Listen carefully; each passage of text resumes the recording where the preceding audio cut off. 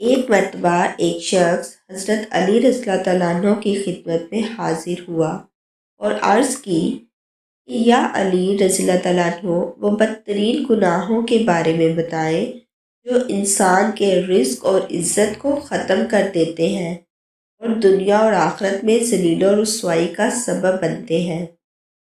تو حضرت علی رضی اللہ تعالیٰ عنہ نے ارشاد فرمایا، اے شخص، میں نے اللہ کے رسول صلی اللہ علیہ وآلہ وسلم سے سنا ہے کہ 7 گناہ ایسے ہیں جو انسان کی دنیا اور آخرت کو برباد کر دیتے ہیں۔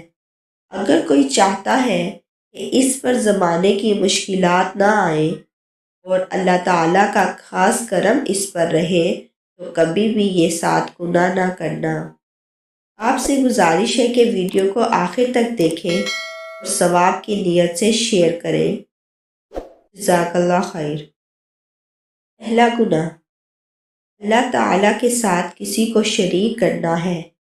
سورۃ النساء میں اللہ تعالیٰ نے ارشاد فرمایا، ترجمہ، کہ شرک کو اللہ تعالیٰ معاف نہیں کرے گا، شرک کے علاوہ دوسرے گناہوں کو چاہے گا تو معاف کر دے گا، اور جس نے شرک کیا اس نے بہت بڑا گناہ کیا۔ دوسرا گناہ سود کھانا ہے۔ قرآن پاک میں اللہ تعالیٰ فرماتا ہے، جو لوگ سود کھاتے ہیں تو کل قیامت کے دن قبروں میں اس شخص کی طرح اٹھیں گے جیسے کسی کو جن بھوت نے لپٹ کر پاگل بنا دیا ہو۔ تیسرا گناہ جادو کرنا ہے۔ جادو کرنا بھی بہت بڑا گناہ ہے۔ جادو حرام بلکہ کفر ہے، اور اگر کوئی اسے جائز سمجھ کر کرتا ہے تو وہ یوں سمجھے کہ وہ اسلام سے بھی نکل گیا، لہٰذا اس گناہ سے بچنا بھی بہت ضروری ہے۔ چوتھا گناہ یتیم کا مال ہڑپ کر جانا ہے۔ جو لوگ یتیموں کے مال پر ناحق قبضہ کر لیتے ہیں، ان کے بارے میں قرآن مجید میں بہت وعید آئی ہے، اس لیے کسی یتیم کے مال پر ناجائز قبضہ نہ کرنا۔ پانچواں گناہ کسی کو ناحق مارنا۔